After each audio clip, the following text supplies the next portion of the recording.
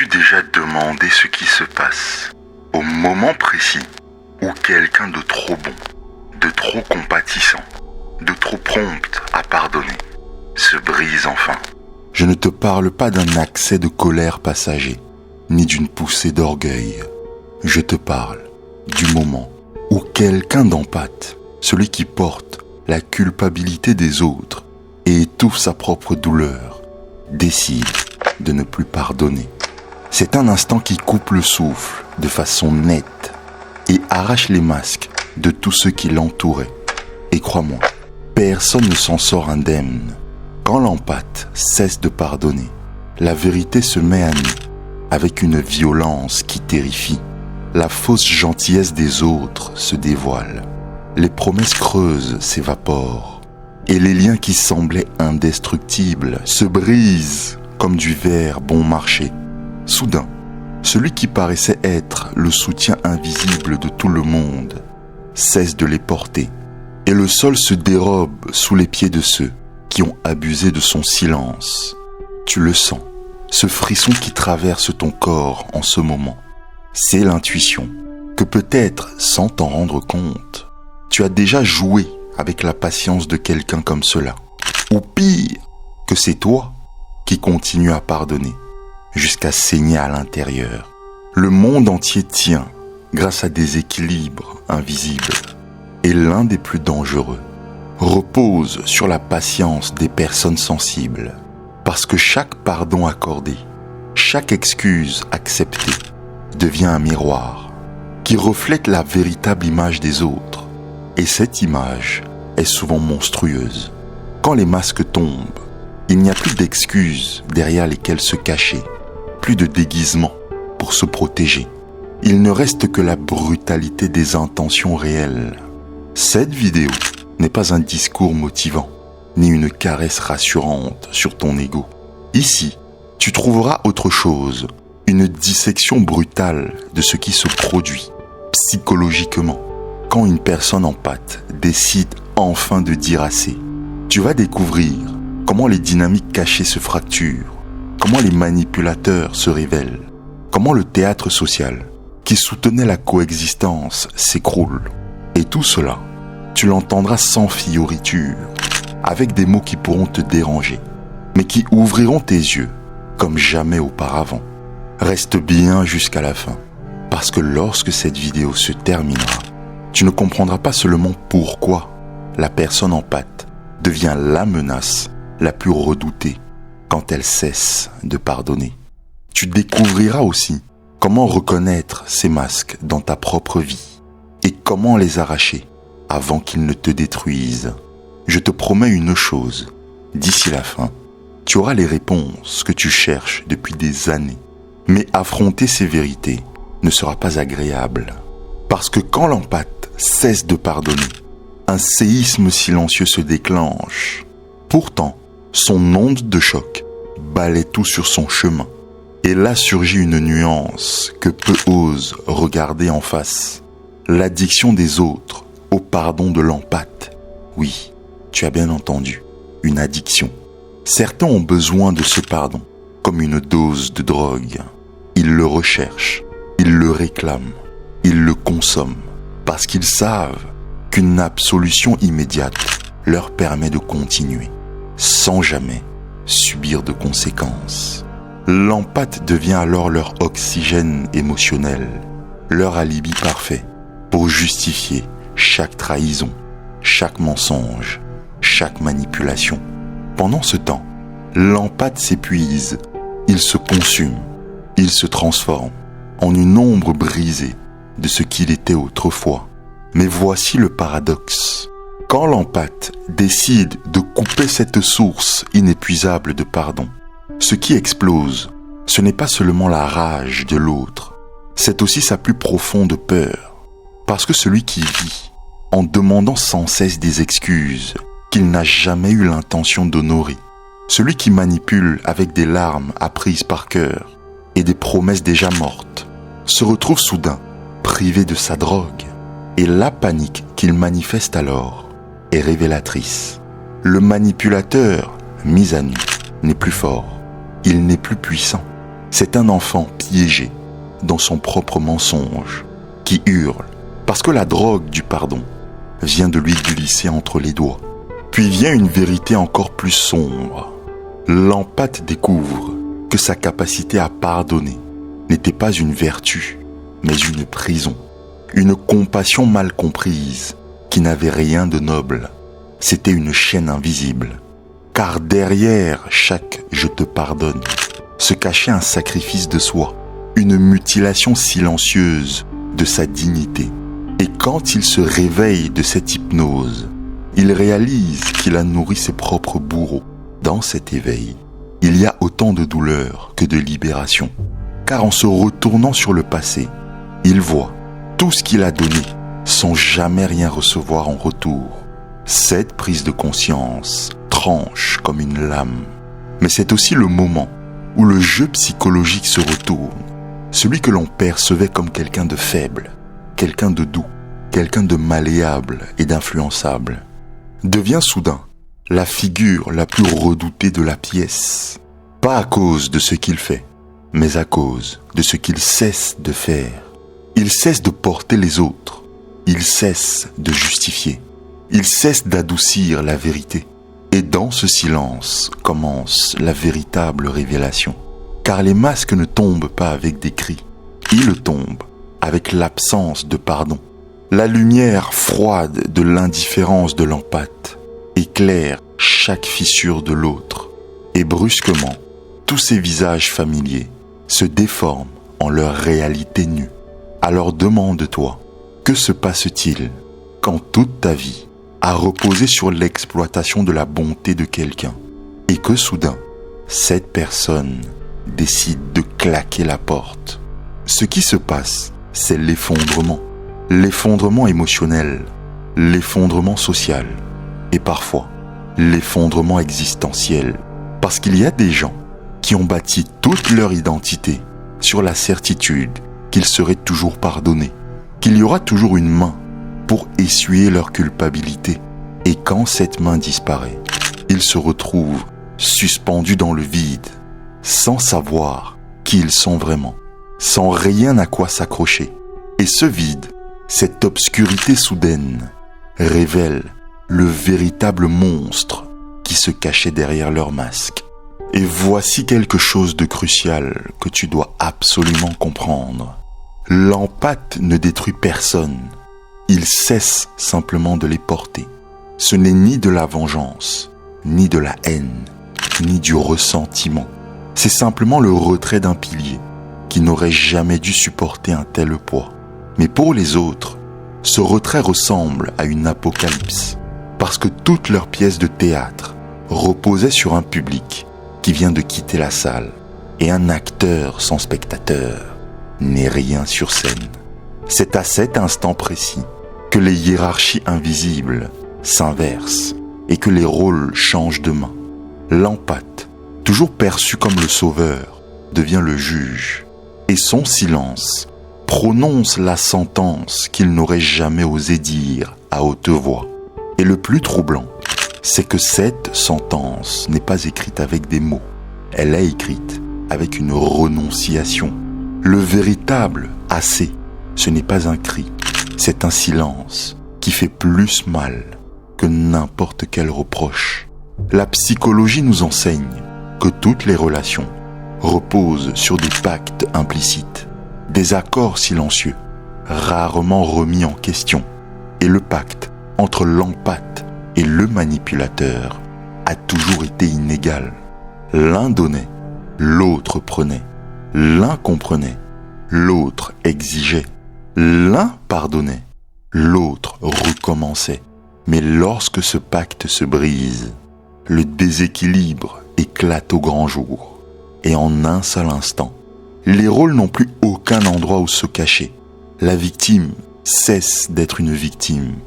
Et le bourreau se retrouve piégé dans sa propre toile. Ce que je veux que tu comprennes dans cette vidéo, c'est qu'il ne s'agit pas d'un simple changement de dynamique. C'est un réveil brutal. L'empathe découvre le pouvoir de ne plus pardonner. Et ce pouvoir est sans aucune commune mesure. avec tout ce qu'il avait ressenti auparavant. Une force qui n'a pas besoin de violence, qui n'a pas besoin de vengeance, car son existence seule réduit en poussière des années de mensonges. Le refus de pardonner devient un miroir qui force l'autre à se confronter à lui-même. Et c'est là que les véritables hurlements commencent.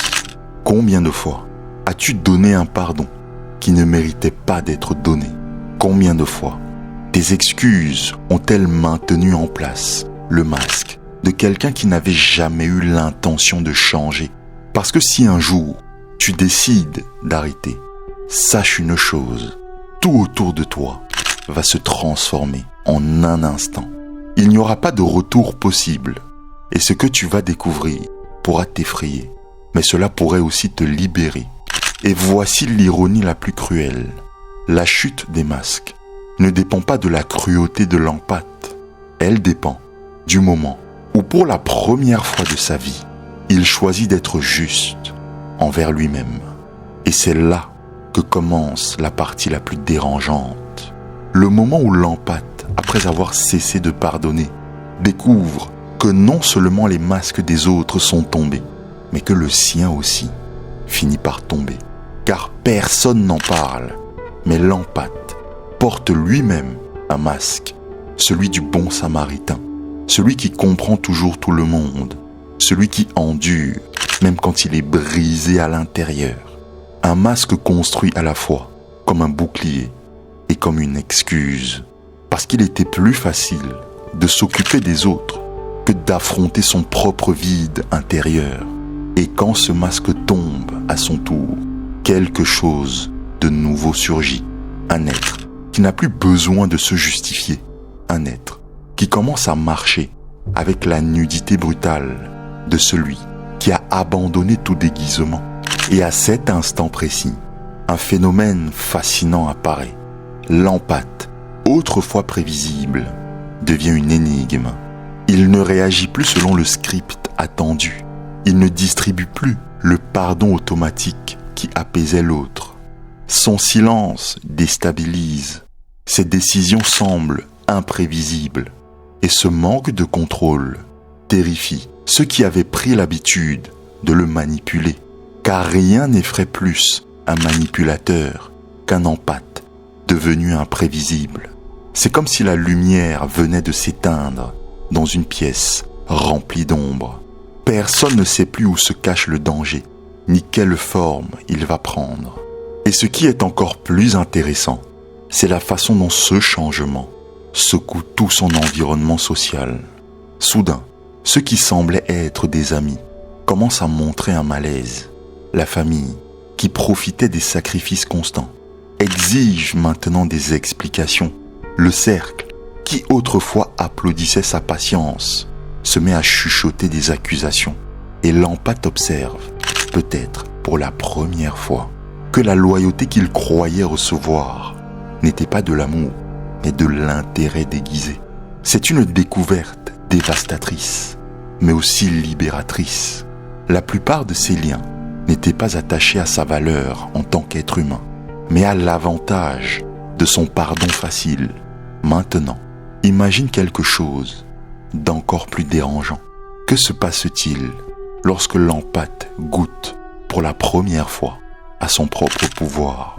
Un pouvoir qui n'a rien à voir avec le fait de dominer, mais avec le fait de retirer quelque chose, retirer son attention, retirer son énergie, retirer son absolution.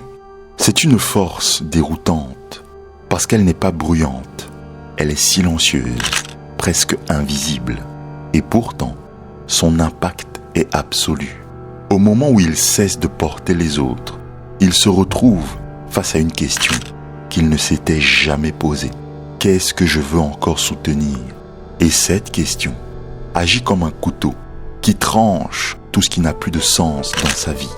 Alors l'empathe commence à voir l'existence comme une scène où les acteurs ne sont pas aussi bons qu'ils le paraissaient auparavant. Le drame éternel des excuses et du pardon perd toute sa valeur. Et pour la première fois, il réalise qu'il peut quitter le théâtre quand il veut, qu'il n'a plus besoin de jouer dans cette pièce. Et c'est là que naît la véritable révolution, tandis que les autres se battent pour maintenir la pièce en vie. Lampâte choisit de quitter la scène et de s'éloigner de ce brouillard. Et cette décision, ce refus de jouer, transforme tous les autres autour de lui en marionnettes sans script. Mais il y a quelque chose d'encore plus profond. Quand Lampâte cesse de tout pardonner, il affronte aussi sa propre peur de la solitude. Parce qu'il faut l'admettre, bien souvent, ce pardon constant était un mécanisme de survie, une façon subtile de garder les autres près de soi, même les personnes les plus toxiques. Parce que l'idée de rester seul lui semblait insupportable. Pourtant, au moment où il brise ce cycle, il découvre que la solitude n'est pas son ennemi, mais c'est un miroir. Et dans ce miroir, il commence à reconnaître quelqu'un qu'il avait oublié depuis longtemps, lui-même. Et cette redécouverte, c'est elle qui déstabilise tout. Parce qu'un empathe qui n'a plus besoin d'être utile pour exister devient inarrêtable. Son pouvoir ne vient pas du fait de détruire, mais dans le fait de se reconstruire en silence. Et ce qui effraie le plus les autres, ce n'est pas qu'il cesse de pardonner, c'est qu'il cesse d'avoir besoin. Parce que tant qu'il avait besoin, il pouvait être contrôlé. Mais un être humain qui n'a plus besoin de personne, ni rien, pour affirmer sa valeur, est à la fois le plus redouté et le plus libre qui puisse exister. Tu le vois maintenant, ce n'est pas seulement une question d'arrêter de pardonner, c'est une renaissance, un processus sombre, troublant, douloureux, mais qui ouvre une porte restée jusque-là fermée, la porte de l'authenticité la plus brute. Et cette authenticité, aussi inconfortable soit-elle, aussi effrayante, même si elle laisse des corps derrière elle, est le seul endroit où l'empathe peut vraiment commencer à vivre. Car le véritable dénouement ne se trouve pas seulement dans la chute des masques des autres, ni même dans l'effondrement du masque de l'empathe. Le véritable dénouement, c'est l'instant où il comprend qu'il n'a plus besoin de prouver ni sa bonté, ni sa force, ni sa capacité à endurer. À ce moment-là, ce qui s'ouvre est un silence si profond qu'il paraît infini. Un vide qui ne fait plus peur parce qu'il n'est plus rempli par le besoin d'approbation. Ce silence, c'est la liberté. Imagine la scène. Tout le monde attend son pardon. Tous sont fébriles, espérant qu'il reprenne son rôle de sauveur. Mais l'empathe, calme, choisit simplement de ne plus donner aucune énergie. Pas de discours, pas de justification, juste une paix troublante qui fend l'air. Et cette paix devient la plus grande des vengeances. Elle n'est pas née de la haine, mais de la certitude. Et cette certitude porte un poids insupportable pour celles et ceux qui s'étaient nourris de ce qu'ils prenaient pour de la faiblesse. Ils réalisent trop tard que leur plus grande erreur a été de confondre sa compassion avec de la soumission. La conclusion est simple mais brutale. Quand l'empathe cesse de pardonner, il ne détruit pas le monde, il le révèle. Et dans cette révélation, les manipulateurs sont exposés, les faux amis s'éloignent, les chaînes invisibles se brisent, et la seule chose qui reste debout, c'est la vérité. Une vérité qui peut blesser, mais qui est le seul socle sur lequel une vie authentique peut se bâtir. Et même si cela fait peur, même si cela signifie perdre des visages familiers, c'est ce qui est gagné en échange qui n'a pas de prix. Une dignité intacte, la liberté de choisir, la renaissance de sa propre voix. Alors fais quelque chose de simple maintenant. Écris dans les commentaires cette phrase. Les masques ne me trompent plus. Ce n'est pas un geste symbolique, c'est une déclaration. La preuve que tu as compris. La preuve que tu n'es plus prêt à donner ton pouvoir à celles et ceux qui ne savent pas le respecter. Et si cette vidéo a remué quelque chose en toi, abonne-toi. Parce que je ne suis pas là pour te dire ce que tu as envie d'entendre. Je suis là pour mettre en lumière ce que personne n'ose te montrer. Parce que c'est ici que l'on entre dans la partie la plus dérangeante de cette vidéo. Tu as vu qu'un seul retrait de pardon suffit à faire tomber tous les masques autour de toi. Tu as compris que la compassion mal comprise devient une chaîne invisible. Tu as pris conscience que l'empathe cesse d'être une victime pour devenir une énigme redoutée. Mais ce que tu viens de découvrir, ce n'est que la première étape. Car si tu t'arrêtes ici, tu risques de croire que briser les masques suffit à être libre. La vérité, c'est que tu resteras prisonnier d'un piège encore plus profond, plus invisible, qui continue de dicter tes réactions sans que tu t'en aperçoives. Il te manque une clé, celle que Jung lui-même considérait comme essentielle. Comprendre la racine intérieure qui te rend encore vulnérable, même après avoir arraché tous les masques. Et si en m'écoutant, tu ressens ce nœud dans ta poitrine ou cette tension sourde dans ton ventre, ce n'est pas de la fatigue ni de la faiblesse. C'est ton instinct, c'est ton éveil intérieur qui se manifeste pour te signaler qu'il est temps de reprendre ton pouvoir et redevenir souverain de toi-même. Maintenant, je te laisse avec une idée qui risque de t'empêcher de dormir cette nuit. Peut-être que ce n'était pas eux qui portaient les masques. Peut-être que c'était toi. Et si le tien est déjà tombé, prépare-toi, parce que ce que tu verras dans le miroir ne pourra jamais être oublié. La suite se trouve juste ici, dans cette vidéo, qui va s'afficher à l'écran.